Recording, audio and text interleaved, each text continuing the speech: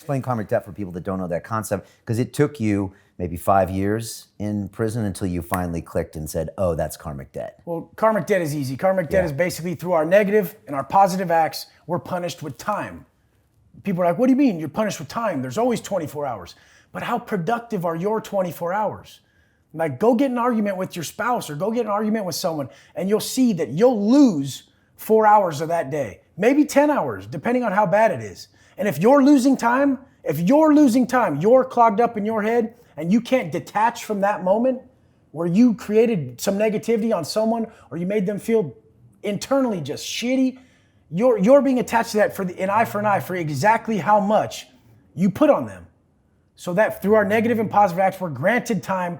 We're just given 24 hours with our positive acts. With our negative acts, we're taken away an eye for an eye how severe the act was. So now I've done a lot of violence and had a lot of problems in my life. So I was punished for years with karmic debt. And you see those people who just can't seem to get ahead. Right. They're doing something. And you can find it. And once they erase that karmic debt, they'll move forward very quickly. But that's happening because of the bad things they've done in the past. Yeah. The negative energy, the violence, the stealing, the whatever, and they're living that reality. And there's no way around it.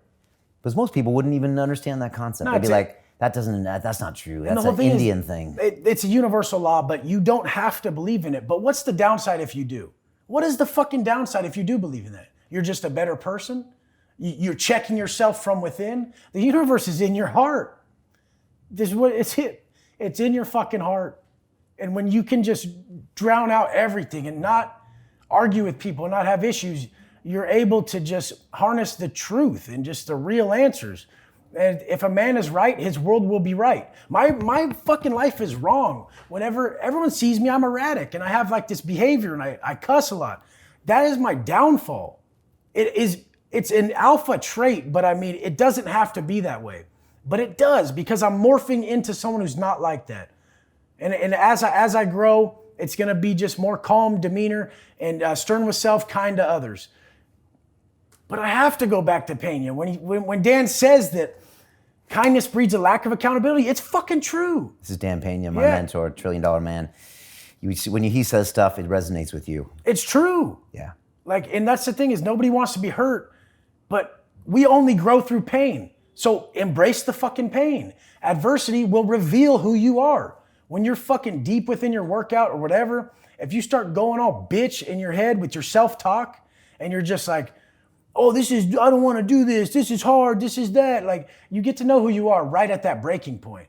And that's where I used to teach myself, like in the SHU, which is the prison inside the prison. You're cuffed up every time you leave your cell. You have to cuff up to walk into the shower. You have to work out in a dog kennel. You're in the cell by yourself.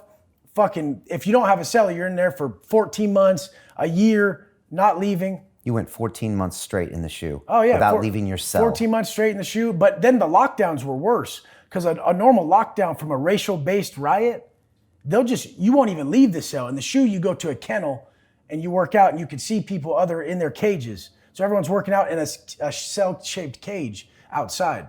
So the SHU, you get to go outside. But I've been on lockdowns that were 12 months, 15 months, not 1 foot out the door.